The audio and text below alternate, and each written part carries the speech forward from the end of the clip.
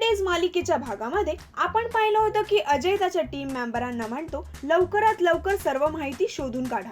आता या भागामध्ये दुसऱ्या दिवशी मीरा आणि गायत्री ठरवल्याप्रमाणे पटवर्धनला भेटण्यासाठी निघतात. तेव्हा गायत्री विचार करत असते पटवर्धनला भेटायला जायचं की नाही. तेव्हा मीरा तिची समजूत काढते.